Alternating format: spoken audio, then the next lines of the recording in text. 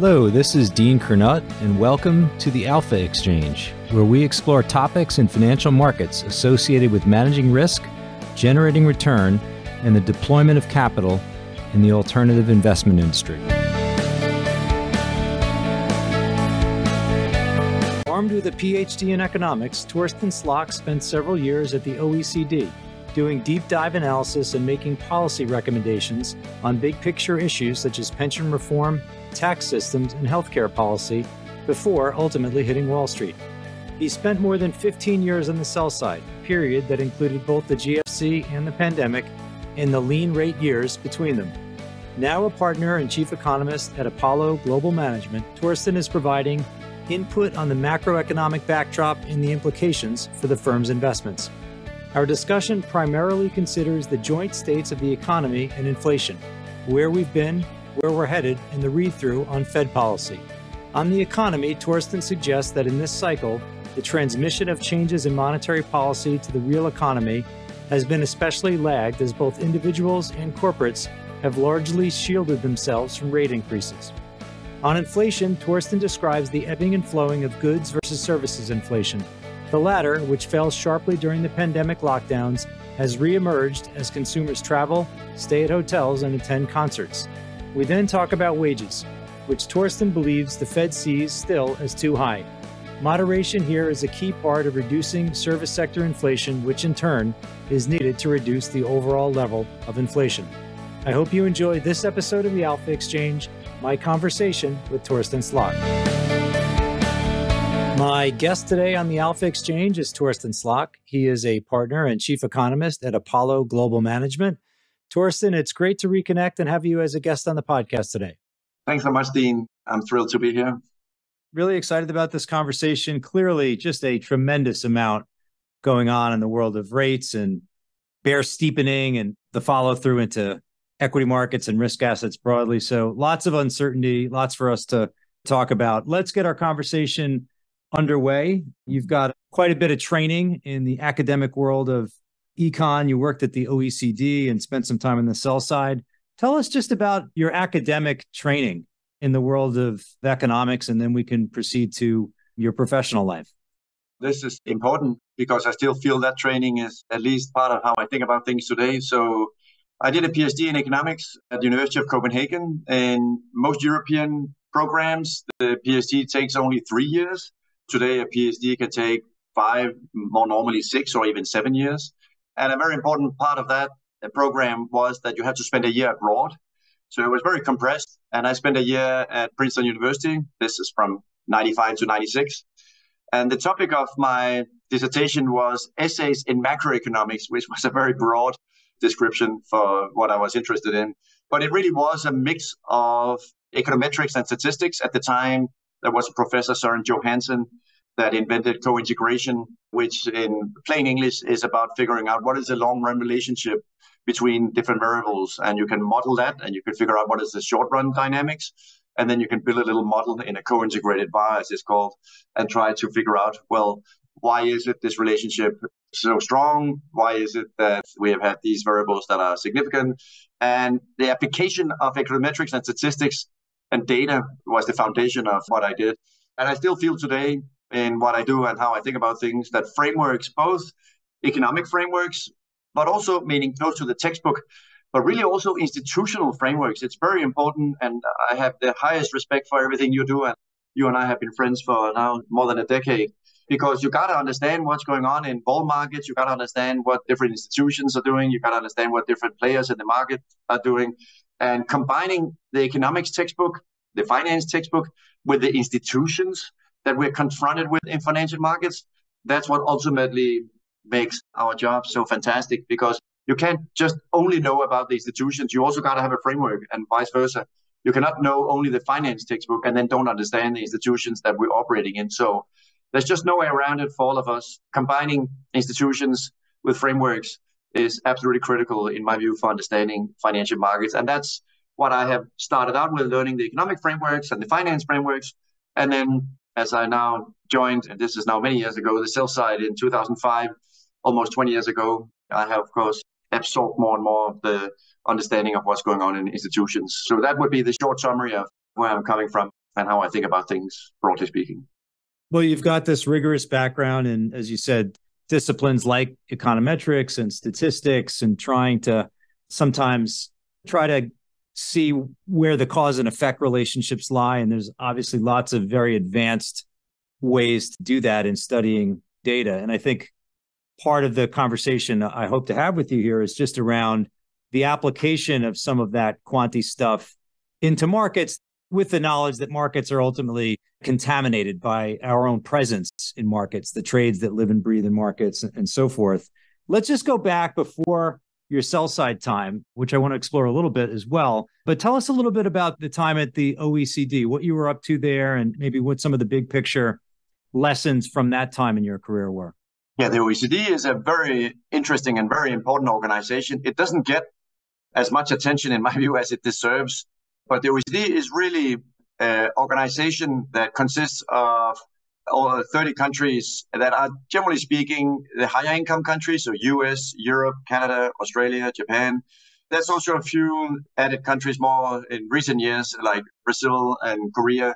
But the OECD's job is really best practice in policy making. In other words, what are the best practices if you want to do healthcare policy across countries? What are the best practices if you want to do environmental policies? What are the best practices in designing a pension system? What are the best practices in designing a tax system? And it really is an institution, an organization where you try to write reports to share the knowledge and experiences of other countries. And when I was there, we spent a lot of time thinking about and writing reports about exactly the issues around what in their terminology, structural policies across countries, and what are examples of structural policies. Where those, for example, the simplest example is, how easy is it to fire someone? How easy is it to hire someone? How easy is it to get a permit if you want to open a new business? All these different, what you broadly speaking also could call different measures of, say, red tape, different measures of regulations, rules. What are the differences across countries? And importantly, let's now try then to analyze. For example, in the US, it's very easy to fire people. It's very easy to hire people. In Germany and France, it's very difficult to fire people. It's very difficult to hire people. What are the consequences of this policy? So their economists, including myself when I was there from 2003 to 2005, they would sit and write papers for committees where policymakers from OECD countries would come to Paris, and they would then talk about what is the best practice, what's the best experience.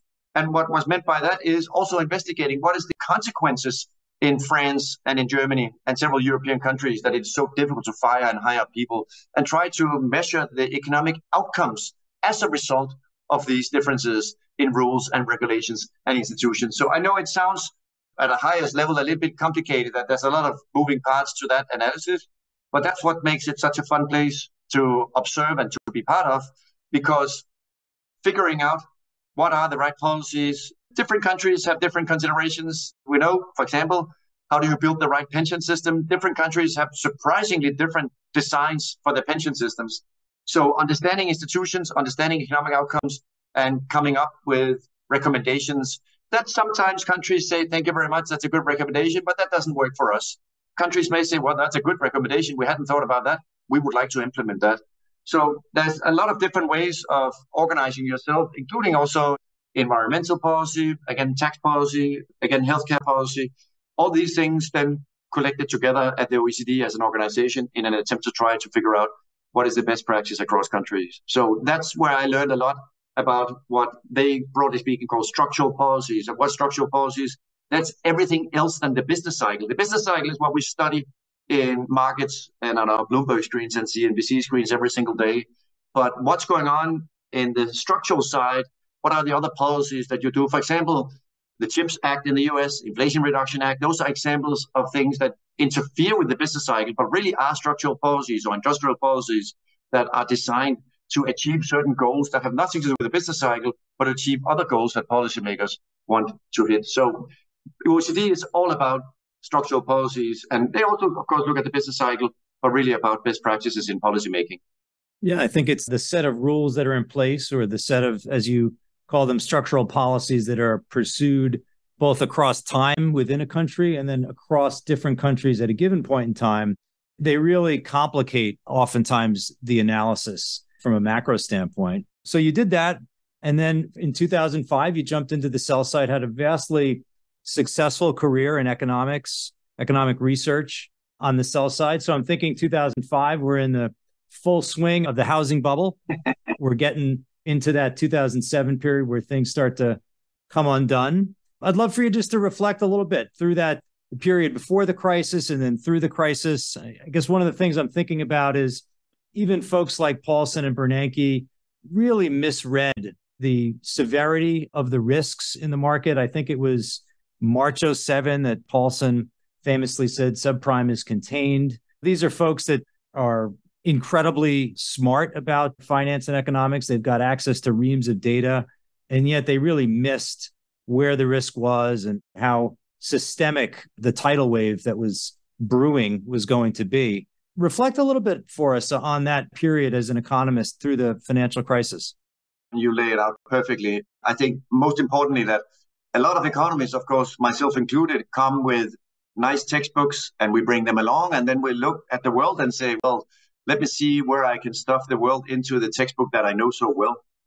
And the problem, exactly as you're saying, is that when suddenly you have that institutions, and in this case, for subprime borrowers in, of course, 2006 and 7, you had a situation where people just didn't appreciate enough what I would call institutional constraints were when suddenly banks were seeing faster losses on mortgages, faster losses also, of course, on subprime borrowers who couldn't pay their mortgages. And suddenly you had this clash between the macroeconomic textbook, which always gives sort of this sinus curve where things smoothly move up and smoothly move down. And the reason why we suddenly got a much faster slowdown was because the resets on the 2-3 year subprime mortgages resulted just in bigger losses that just created some magnified effects. And partly because of regulation, because of financial positioning in the banking sector, because of households being not prepared for the resets, it just became the perfect storm of why we suddenly got into the bad situation that we got in 2008. So I would, at the highest level and the way we're talking about it here, think about that period as simply that it was just not enough to show up to the table with your economics or finance textbook. You also needed to have a really deep understanding of what was going on institutionally with everything from mortgage insurers to the insurers themselves, including AIG, and all the players that were part of what was going on at the time. That's why we can all be great at doing our homework as students and bring along again our textbooks and say, hey, I know a lot of stuff. But at the end of the day, what really is needed is to try to figure out, okay, so that textbook is incredible and has some really interesting things. But how should I actually think about that textbook in the context of what I'm actually observing in markets, in this case, for subprime borrowers, for banks, insurers, and the whole financial system? And it was very clear that literally no one saw this coming. And it was a complicated analysis. But afterwards, we all are now looking at it and say, well, that does make sense that this created these problems that we got at the time. Well, the aftermath of the GFC is a bunch of things. It's the VIX well into the 40s, into 2009 for a period of time. There's a destruction of capital that took a long time to repair itself. So market spreads, risk relationships were quite wide well after the peak of the GFC. And then you had this long cycle of disinflation, lowflation, and also both a long cycle of forward guidance and bond buying by the Fed mostly, with the idea that the market was too perilously close to kind of a below target inflation. Maybe we were 1.3, 1.4-ish on core PCE for a period of time, and that made the Fed quite uncomfortable, so they just kept buying bonds. When you look back on that long period, post the peak of the GFC, well into the mid-2010s and 15s and so forth, how do you think about the impact of QE on inflation? What is the interaction between the realization of inflation during that period and the bond buying program? This is really, really important. And I completely agree that the environment we had after 2008 set the stage to a large degree for really where we are today. So after 2008, as we all know, it took a really, really, really long time for the economy to recover. Another way of saying that is that it took a long, long time for the unemployment rate. Remember, during the GFC in 2008 and 9, the unemployment rate went up to 10%. And it took basically 10 years until the pandemic for the unemployment rate to come down from 10% to where it was in 2019, namely 3.5%. And what is the consequence of this long, long, long period where the unemployment rate was too high? In other words, higher than what the Fed would like, what we all would like in markets. Well, the consequence was that we did not have any inflation. So because of that, we simply had, in economic terms, slack in the economy that was very substantial. And when you have slack in the economy that's substantial, then the consequence is that you do not have any inflation. That's very different from after the pandemic, where we didn't have slack, we had overheating. So that was the complete opposite, that after the pandemic, we took out supply because of supply chains got into trouble. We also had a significant increase in demand because of fiscal policies, stimulus checks, unemployment benefits, childcare tax credit, PPP loans, created a significant boost in demand. And that resulted in the complete opposite of what we saw from 2008 to 2020. So I look at that period from 2008 to 2020 where we had QE.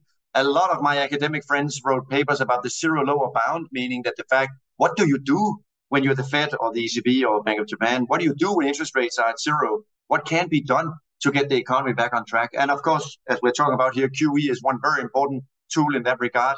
But the overall reason why we did not have any inflation from 2009 to 2019 for 10 years in a row, it was simply that the recovery in the economy was so weak that the unemployment rate in economics terms was above the neighborhood. The unemployment rate was too high. And therefore, we simply didn't have inflation for 10 years in a row. And that, unfortunately, in my view, created some effects in financial markets where people now think that this period from 2008 to 2020, that was the norm. That was a very unusual period where we had low inflation. So today is rather the norm, where we suddenly have, again, overheating considerations about what will the long-term risk-free rate be. So for that specific period, I think that period was very unusually characterized by low inflation because we had such a low and slow recovery that resulted in the unemployment rate being so high. So that slack in the economy took 10 years to take out.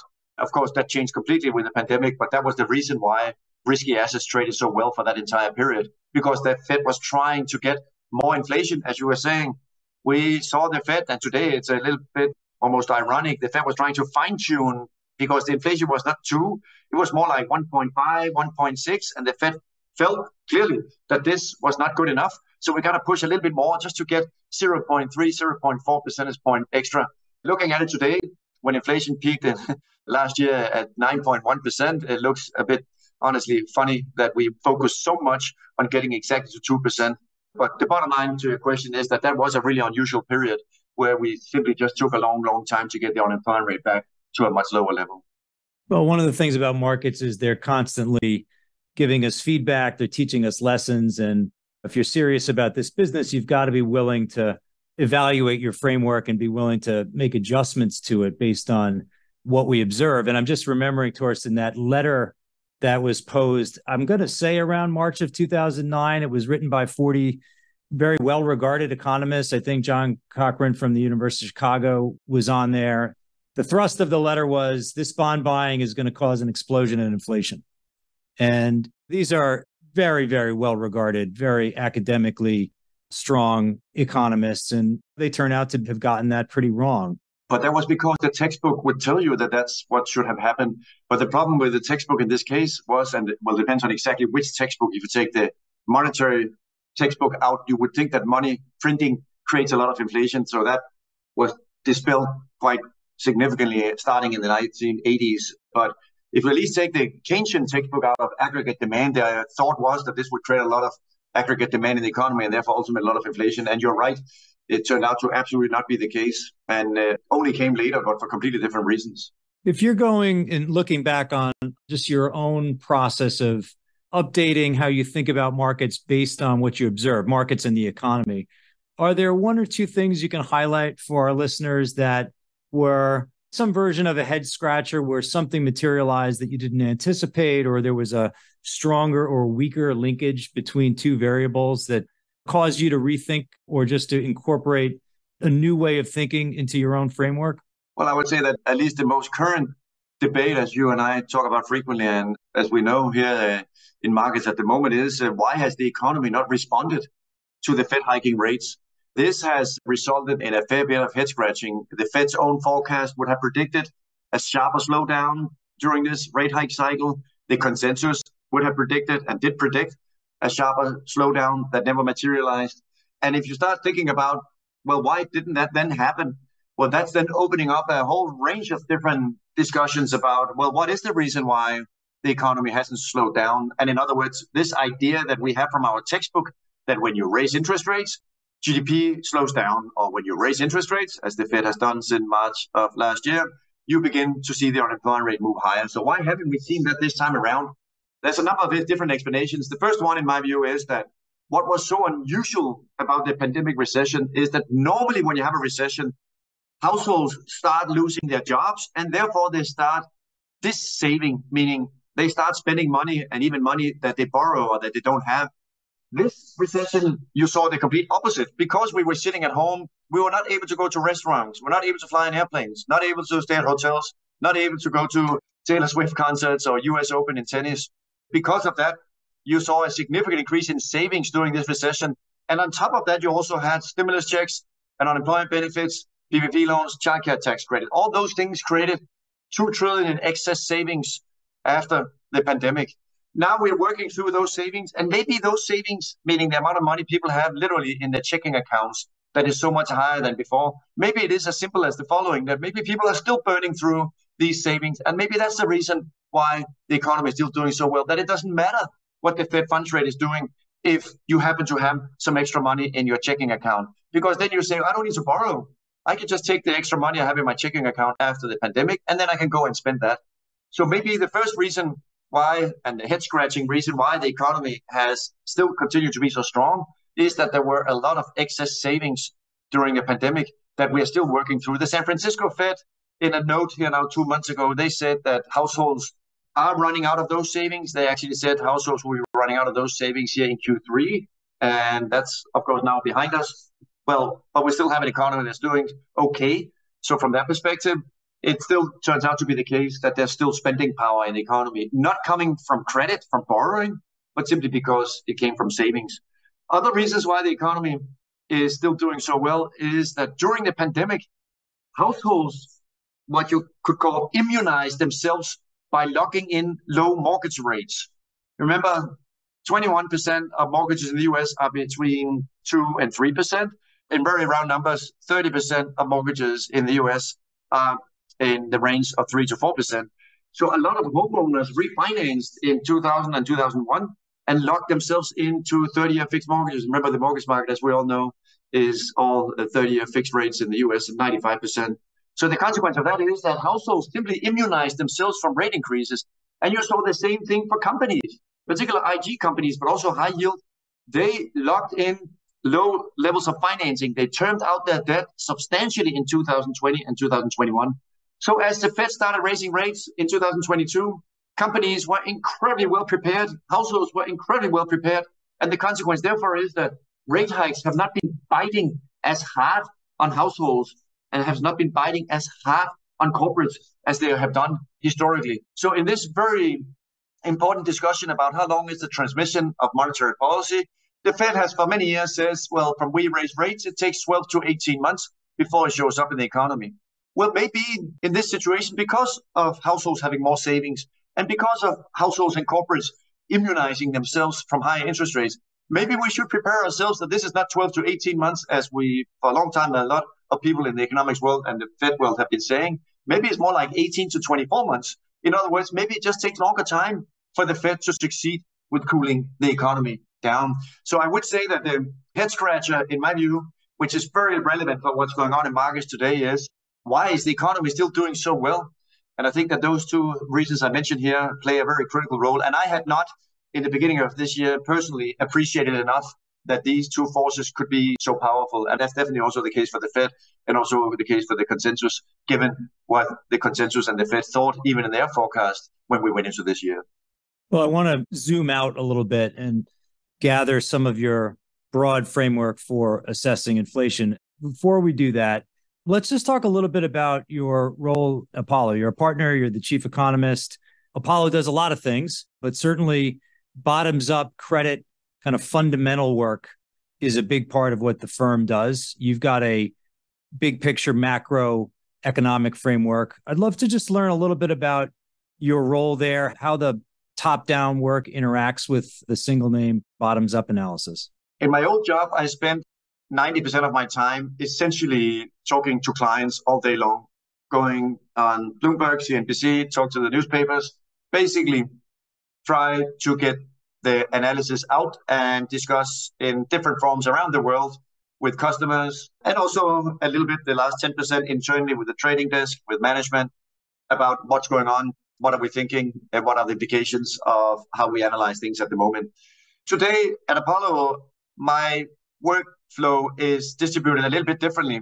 I still spend, in very round numbers, half of my time externally, talking to LPs or clients about what's going on, debating the economic outlook. A new data point comes in, they email me, I reach out to some of them, we talk about things either right there when the data comes in, or we set up discussions, Zoom calls, meetings, fly around both the country and the US and around the world, and discuss what's going on in the economy, what's going on in markets.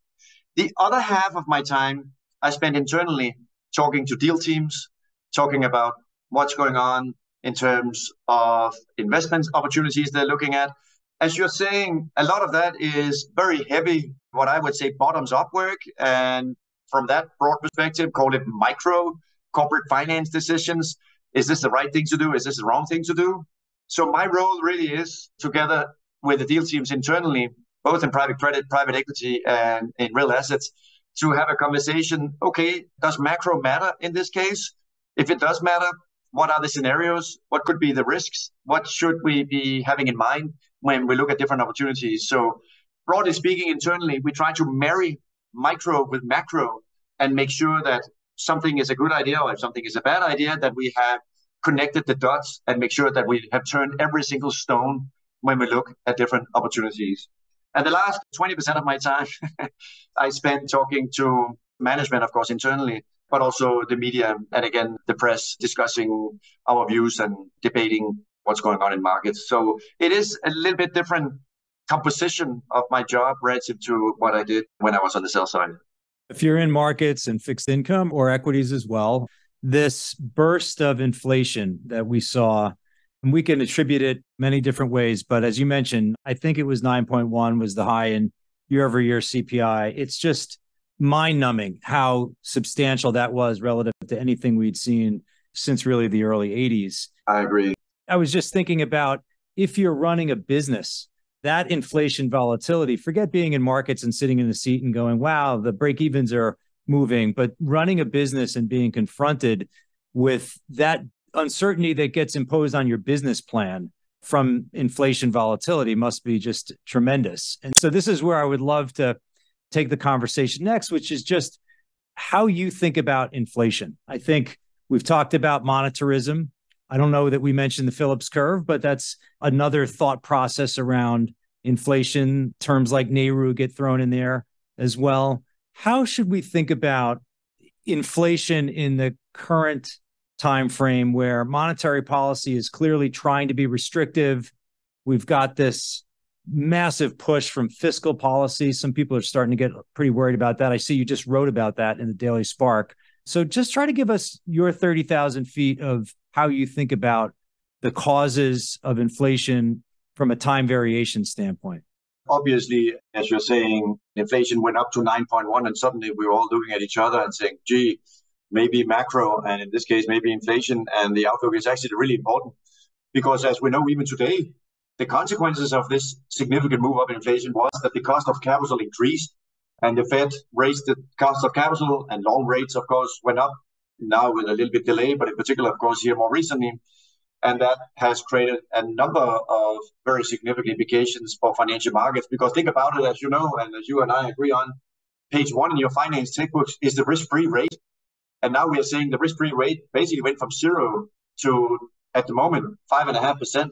So we had a significant increase in the cost of capital, a significant increase in the risk-free rate. And if that happens, then it does have a very, very profound impact, literally on all financial markets. So what was the reason why we got to this point? I think the most constructive way of thinking about inflation is really to group it into the two different categories, namely goods and services. During the pandemic, we were all sitting at home in front of our computers. We were buying stuff on Amazon. We bought, if we didn't have a great computer, we buy another one, a new printer, a new sofa. We bought all kinds of things. That meant that goods inflation went up. And why did that go up? Because our demand went up when we were sitting at home, and the supply chains broke down. And therefore, the supply of goods coming into the US and into Europe was breaking down. So that meant there was an imbalance where demand really moved up very quickly for goods. And at the same time, the supply of goods coming from abroad, Mexico, China, anything in the supply chain really didn't work very well. And the consequence of that was that goods inflation shot up to 12% at the peak. And of course, the implication was that the goods sector was doing really, really well. Manufacturing was doing really, really well during the pandemic.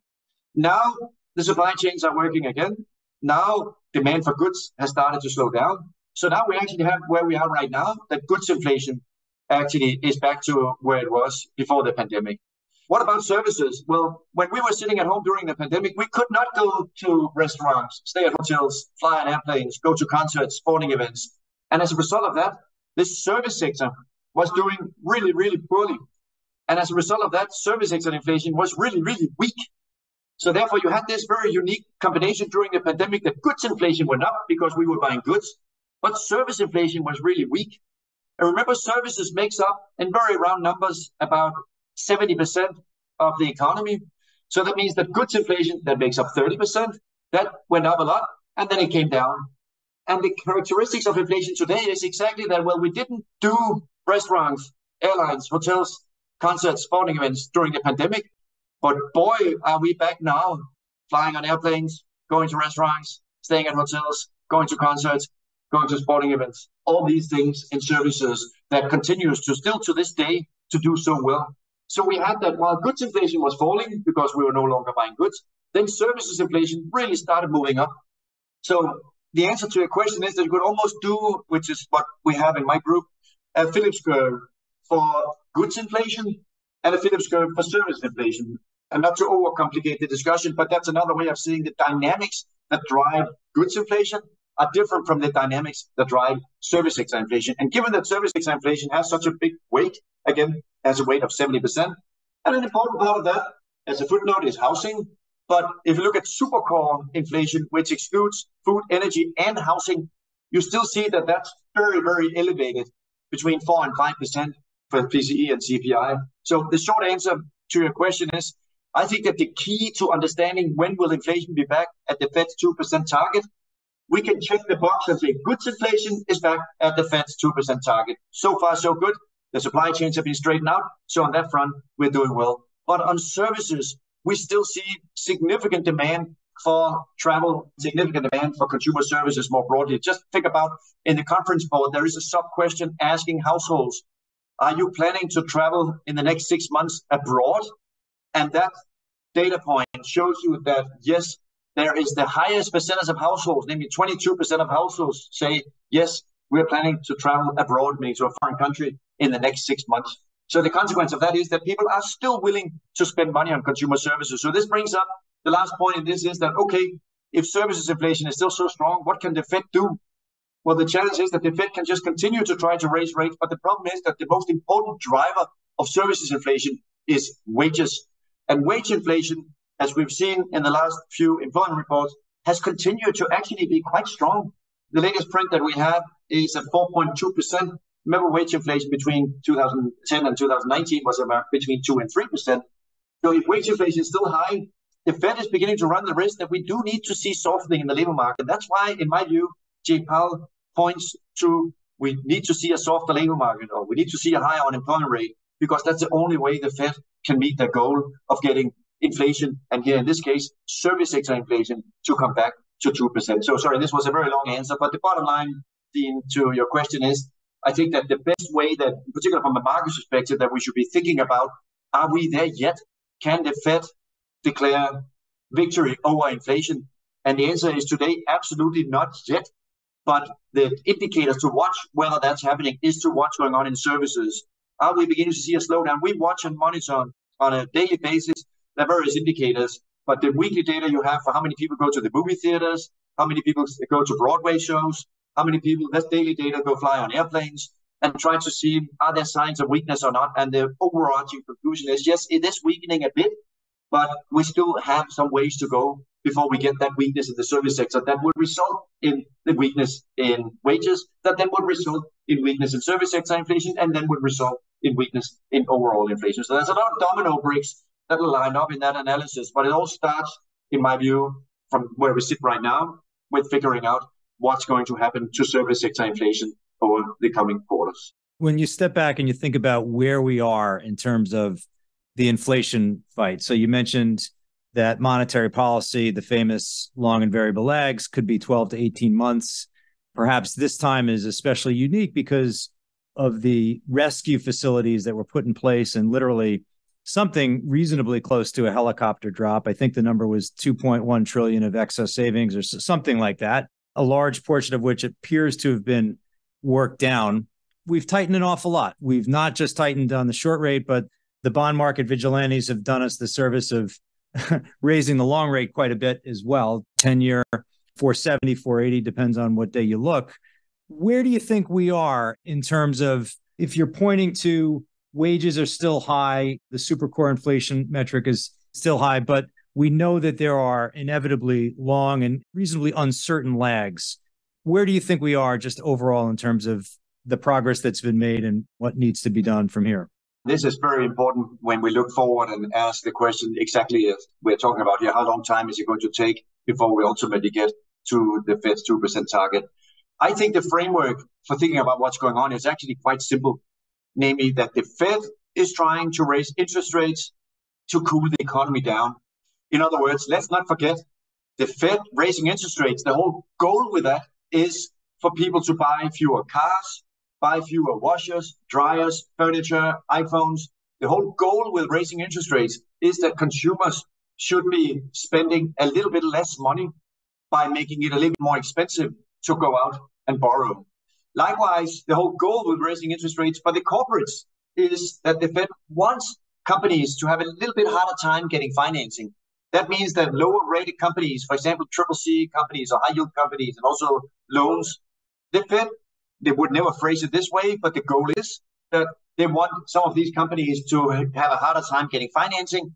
And they would likely also agree with the view that you actually want some of these companies to lay off workers and maybe even go bankrupt, with the idea that the labor market is too strong. So let's try to get a little bit higher unemployment rate by raising interest rates and making it more expensive for companies to hire and more expensive for companies to borrow, because the outcome of that would be that companies will hire a bit fewer workers and then ultimately get the economy to slow down. So I think that the framework of saying the Fed hike rates, consumption should gradually slow down, capex spending and hiring should also slow down.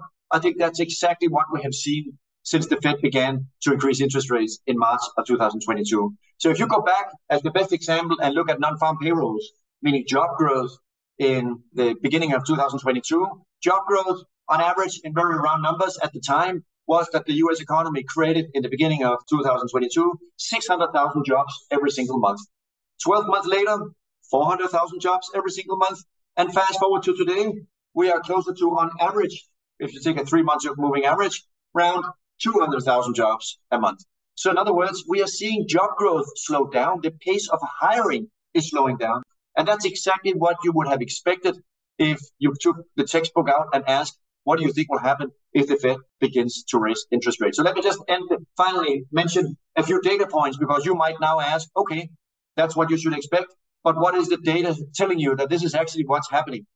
And if you look first at the consumer, if you look at the New York Fed's data for delinquency rates on credit cards and delinquency rates on auto loans, they are going up quite quickly at the moment for people in their 20s, 30s, and 40s. In other words, younger households who generally have lower savings, generally have lower FICO scores, and generally also have lower levels of earnings, they are more vulnerable and they are getting impacted as we speak by the Fed having raised rates. So you are beginning to see on the consumer side, certain segments are becoming more vulnerable. Likewise, if you look at savings from the Fed's so-called distributional financial accounts, it also will show you that households at the lower part of the income spectrum and also in the middle part of the income spectrum, they generally have less savings left on an inflation-adjusted basis than they did in 2019. So those different things point in the direction, yes, the slowdown is in the pipeline. What the Fed is doing is working.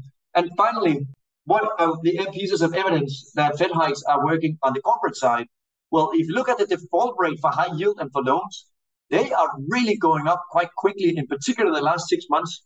So you start to ask the question, well, if default rates are going up for high yield companies, and we are now approaching the average historically, we're not quite in the peaks of default rates that we have seen during previous recessions, but it's very clear that this is not just a normalization in default rates. This is happening because the Fed wants this to happen. The Fed is engineering a soft landing, hopefully, maybe even a recession, because the Fed wants the economy to slow down. So in summary, I look at where we are right now as the Fed framework for hiking rates is having negative implications for consumers, negative implications for corporates. And the consequence of that, looking ahead over the next several quarters, is that we should expect to see consumption continue to slow down and see CapEx spending, hiring, and the firm side also continue to slow down. And therefore, ultimately, also expect to see GDP slow down. I wonder if this is a situation that bears at least a little bit of resemblance to maybe early 07, and in no way to suggest that the type of leverage in the system now versus then are in any way equivalent. But I think the reason guys like Bernanke and Paulson got it a little wrong, or very wrong, was that signs of the real economy breaking down were not all that obvious in early 07. It was sort of in the bones of the system where things were really starting to become unglued. So the financial economy was sort of well ahead in terms of its deterioration relative to the real economy. And as you point out, things like default rates and so forth. And we know the banks are sitting on some decisions they made that in hindsight they wish they hadn't made in terms of buying very low coupon treasuries. That's, I think, going to hamper some of the credit availability. I'd love to just talk about the fiscal side. And let me set it up this way. I remember, like it was yesterday, the Eurozone financial crisis. And in the aftermath of that was this notion of austerity. The only way out was to sort of earn your way out. You had to run these primary surpluses. It was going to be very, very difficult, but that was really it. This was a time of Reinhardt and Rogoff. And then something flipped, and it really became, no, that's not the right orthodoxy. You've really got to stimulate your way out. And so I think globally, and certainly in the US, we've really, really embraced fiscal policy and deficit spending. I'd just love for you to talk about, how do you incorporate this fiscal side? We're running some pretty gigantic deficits amidst the 3.5% unemployment rate. Talk to us about how the fiscal side makes its way into your thought process. We're so focused, all of us, on the Fed, that we exactly sometimes tend to forget that, well, there's not only the Fed in economic policy. Remember, economic policy is two things. It's monetary policy, it's fiscal policy. And if you work at the OECD, you would also add in there's also structural policy. But let's just keep it now to the simplest world that most people think about in terms of economic policy, namely monetary policy and fiscal policy. It's very clear, as we just talked about, monetary policy is trying to slow the economy down because inflation, where we sit right now, is 3.9% on core PCE. In other words, that is just way above the Fed's 2% target. How do you get it down? You get it down by having people buying fewer cars, companies hiring fewer people, trying to slow gradually the economy down by raising interest rates. Now, if monetary policy is trying to slow things down, now let's look at fiscal policy. Well, fiscal policy in particular in the last few years has been characterized by three different very important policies: the CHIPS Act, Inflation Reduction Act, and the Infrastructure Act. And those important fiscal initiatives are certainly blowing in the other direction, meaning the tailwind to the economy from more spending from different parts of fiscal policy, including the three that I just mentioned, is certainly countering, in my view, the Fed's wishes of slowing the economy down. So in that sense, we have a backdrop that we're trying to slow the economy down, but fiscal policy is not helpful. It's actually trying to boost the economy. because of different policies. And that's not to say that those policies are good or bad or anything else. It's just to say that the macro backdrop in this conversation about what fiscal policy is doing is that, remember, the Fed is trying to cool things down. The Fed wants me to buy less in consumption. The Fed wants companies to hire fewer people. So if you at the same time have fiscal policies that do the opposite, well, then maybe the Fed just needs to raise interest rates even more. And maybe the conclusion in this discussion why the economy has been so slow, meaning why the economy has been so strong and hasn't slowed down more, is that maybe also fiscal policy has played a role in supporting GDP, consumption, capex spending. So my broad framework to your question, Dean, of thinking about that is that we should always keep in mind what is the Fed trying to do, and markets will love to say, don't fight the Fed. Okay, what is it that I don't want to fight at the moment? I don't want to fight the Fed's desire and dedication to slow the economy down. They are very committed to slowing the economy. And if that commitment is so strong, then I do need to be more cautious on the outlook for earnings, on the outlook for GDP growth, for consumer spending, for spending on capex, because the Fed will do, as they say themselves, whatever it takes. This is also what Austin Goolsbee said recently in an interview, to get inflation back to 2%. So that's why, bottom line, you come to the conclusion that fiscal policy and monetary policy pulling and pushing in the different directions is indeed a very unique constellation of economic policy we have at the moment. We've had these really fascinating twists and turns in the yield curve this year. March was the SVB unwind and just a gigantic rally in the front end of the yield curve. So it led to this really epic bull steepening where the 2-year rate came down. You had a steeper curve, but it was really a rally in the front end. And probably since August, when the Treasury announced its needs for more financing than the market initially expected, you had this bear steepening. You've written recently about some of the action in the yield curve, specifically the long end, and how that might be tied to the budget deficit. Talk to us about that a little bit.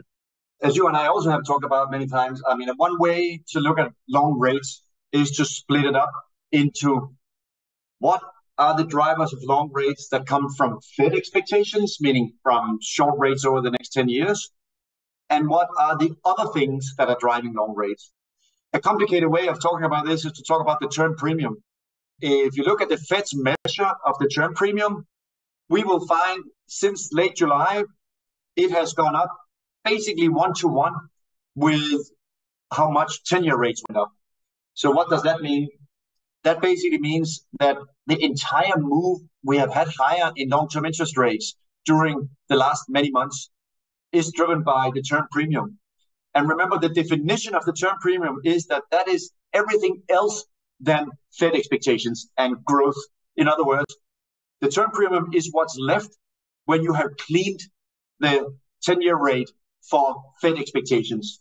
So if that's the case, then we go on a little Sherlock Holmes hunt for explanations for what could be the reasons why rates are going up if it's not changing Fed expectations. And there's a fairly long laundry list of things that come up. Let me go through them. Sorry, it's a little bit lengthy, but it actually turns out to be really important for thinking about why rates have been moving higher. First of all, a very important reason why rates are moving up could be that the Fed is still doing QT. In other words, the Fed has decided to sell government bonds. That's adding to supply. That's likely putting some upward pressure on long-term interest rates. Next, we still have a budget deficit of around 6-7% of GDP. In other words, if we have significant issuance of treasuries because we still have a big budget deficit today, that could also be putting upward pressure on the long level of rates and therefore on the term premium. Next, we have Japan in late July exited yield curve control. And when Japan exited yield curve control, they didn't quite abandon yield curve control, but they were in the process of exiting yield curve control. This became important because Japanese investors are the biggest holders of U.S. treasuries. They hold about 1.3 trillion in treasuries. So that means that if Japanese investors suddenly see a higher JGB yield in their own backyard, that might mean that Japanese investors begin to say, well, why am I holding U.S. treasuries if I now can get a higher yield in my own backyard in JGB yields? Maybe even if this is not quite happening yet, or if this is happening in a smaller scale, the fact that the market knows that this might be coming, this could also be a reason why long-term interest rates are moving up. On top of that, you also have China is slowing in growth. And when China slows in growth, they have smaller, lower exports. The exports at the moment are declining 15% year over year from China to the US. That means that China gets fewer dollars from the US. And if China gets fewer dollars to recycle into treasuries, this could also be a reason why China might have less demand for US treasuries than what they normally would have had in a situation where they're not slowing down. Finally, we also had the US sovereign downgrade. That may not sound like a big deal, but for institutional investors and real money, in particular in Europe and abroad, it does become quite important what credit rating their risk-free assets have. So if more people are beginning to think about what the implication, what does it mean for future downgrades, then there could also have some implications that potentially we were putting upward pressure on long rates. And finally, the topic du jour that gets so much attention is the basis trade. You have started to see repo come down. In other words, maybe it's becoming a little bit harder for the hedge funds that have the basis trade on. And that might mean that maybe in the last month or two, we have seen some unwound of the basis trade. And therefore, that could also be a factor that's putting upward pressure on long-term interest rates. This is exactly, by the way, what we saw in March of 2020. Remember, in March of 2020, you saw the stock market crashing, but you actually saw long rates really go up a lot, and the Fed had to intervene and do QE because the basis trade was unwinding. And as a result of that, you had this very weird dynamics in markets when the pandemic started that stocks were going down, as you know, 5-10% every day. And at the same time, rates in the long end were really going up because there was the unwinding of the levered bets that hedge funds had on in the basis trade. So the conclusion is this long laundry list that I just went through are other explanations why rates are going up. And the final point on this, you can then ask, okay, that's all very interesting, but why is this relevant for me in markets? Because if rates are going up for reasons that have nothing to do with the business cycle, for reasons that have nothing to do with the Fed, but instead have something to do with issuance of treasuries, with sovereign downgrade, or what's happening with Japanese yield curve control, or what slowing growth in China is doing, or all these other factors I mentioned, if those are the reasons why rates are going up, well, then in markets, we might not see rates coming down dramatically, even when we get bad economic data. In other words, maybe we are at a structurally higher level of long-term interest rates because of these structural factors or these other factors that are not related to the business cycle. So the conclusion is it becomes really, really important. I do understand and I do appreciate if we get a bad non-farm payroll number or if we get the economy starting to slow down quickly, there are chances that we will most likely see long-term interest rates come down. But if that happens, the data deteriorates and rates don't go down very much because it's all these other factors that are the drivers of rates, then I think we could have some very serious challenges because then we need to go and instead study much more carefully these other factors that drive the term premium and to what degree they will be turning around. Because at the moment, the budget deficit is still here. The sovereign downgrade is probably not going to change. Issuance of treasuries next year are going to go up across all tenors about 23% for all auction sizes. So we still have a lot of the factors that get so much attention on particularly the fiscal side are still a very important part of the conversation of understanding really why is it that rates have gone up so much over the last several months. These markets ultimately are prices that just reflect a level at which buyer and seller found a way to transact. They're clearing prices. And the further out you go, the less control the Fed has just with respect to the overnight rates that they dictate and then the short rates that have a pretty good beta to what the Fed decides the overnight rate is. And, I'm going back, Torsten, goes back 30 years, but just remembering this period, I was very young in the markets, but I'm looking at the screen here now. It was October 1993. The 10-year is yielding 5.2%. And just a little over a year later, it's yielding 8%. And inflation, CPI, year-over-year CPI was basically unchanged over that entire year. So it's not some break-even inflation or compensation for inflation uncertainty that's happening there. It's just these markets have got to find a way to clear. And I think ultimately what you're saying is that we could be in for a structurally and long-term considerably higher real rate environment versus the close to zero real rates that persisted for a long, long time post the GFC. We could be in for something that's, I think we're at 240 now on the 10-year. There's not necessarily a reason for that to go away anytime soon. I completely agree. And I think this is a very important background when we think about also vol and vol trading and everything that's going on even in the equity world, that if we think that what happened from 2008 to 2020, it was the unusual period. It's not today that the unusual period. Now there's just a different set of circumstances where the cost of capital, or in finance terms, the risk-free rate is just going to be structurally higher. You can then talk about the different things I just went through, the long list of reasons why long rates might be higher. But the conclusion really exactly is, as you're summarizing it, that we are now in a world where we will not have zero interest rates, at least anytime soon again. Instead, we should be planning and we should be investing as if the real rate is simply structurally higher and interest rates are structurally higher than they were from the period from 2008 to 2020. I alluded to SVB earlier this year, and it was the biggest, but there were a couple of other banks that went down along with it at that time. The increases in 10-year yields in Q3, that was 80 basis points, and Q2 was 40 basis points. Do you worry that there's a yet announced or yet discovered accident waiting to happen within the financial system itself as a result of these interest rate increases? I do worry, but I still think that ultimately what's so unique about this episode is that everything that is driving where we are at the moment was because of this period with the pandemic, that inflation went up and then rates went up. And now we're sitting in a situation where we're waiting, well, now inflation is coming down, or when are rates coming down? And if rates might take a longer time to come down, then I do still think that this will have some implications for the financial system. As you're highlighting, the rise in rates in Q3 was much bigger than the rise in rates in Q2. And as a consequence of that, then you do start to wonder what the implications are, in particular in the held to maturity book for some of the banks. Remember, banks need to hold treasuries either available for sale or held to maturity. And held to maturity is not marked to market. So the unrealized losses in the second quarter in the banking sector was 558 billion, according to the FDIC. And as you're highlighting, if rates continue to move up, you run the risk that that number is going to grow. So I do still think that if you just look at how equities in the banking sector are trading, S&P 500 is up this year, roughly 15% where we sit right now. And you have at the same time those names, 10 to 15%, depending on what the timing exactly is. But those names in the banking sector are basically still down 20%. And all that decline in the banking sector came exactly after Silicon Valley Bank. And since then, bank equity has been moving sideways.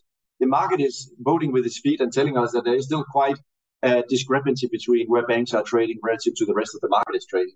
Well, let's finish with one last question and a compliment, which is your prolific writing through the Daily Spark. You make this insight available, and it's just so consistent. I'm wondering and quite amazed by how consistent you are and able to put pen to paper with original thoughts each day. Tell us just a little bit about that process. Do you ever suffer from writer's block, and how do you get past it if you do? Well, the long answer to that is that when I worked at the IMF and the OECD, a very important part of your career was to write long working papers, the 30 pages with 30 footnotes, and ideally a lot of equations and complicated things. Obviously, as we all know too well, we're all too busy. So I have just come to the conclusion that you and I see so many interesting things every day. And how do I communicate what I see and what I think about every day? Well, I can write a weekly or monthly note, and you may or may not open that and look at that. But I basically concluded that, well, the best way for me to disseminate and spread what I'm thinking about was really just to send you a chart and one or two sentences, maybe a little bit more sentences some days, but just keep it as simple as possible and tell you, hey, here's what I'm thinking about at the moment. So the Daily Spark, which people can subscribe to on the Apollo homepage, just Google Daily Spark, Apollo. That's an attempt to really keep it as simple as possible. There's no need to overcomplicate it. But you're right, and in particular, when I travel and have a lot of meetings, it does become a little bit challenging to get it all done. But with day and night and all time included, I managed to get something out every day. But it is part of saying that I know how busy you are, Dean. I know how busy everyone else is. So let me try to communicate to you as simply as I can. What am I thinking about at the moment? As you and I do, you can then fire back and say, oh, I disagree with this, or there's other data showing that. But at least it sets the stage for starting a conversation about what do we all think about markets as we all try to figure out where markets will be going. Yeah, I said this earlier, that if we're intellectually honest, we know that these markets are super humbling. And for someone like yourself to make that contribution into the collective thought process that we all really need to rely on each other to engage, it's a real contribution. So thank you for that. And Torsten, this has been a great conversation. It's been great to catch up and reconnect. I'm really glad you were a guest today. Well, thanks so much. I'm thrilled. This was fantastic. Thanks so much, Dean, and we'll talk soon.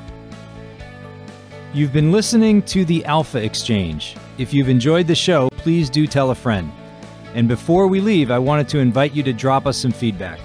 As we aim to utilize these conversations to contribute to the investment community's understanding of risk, your input is valuable and provides direction on where we should focus. Please email us at feedback@alphaexchangepodcast.com. Thanks again, and catch you next time.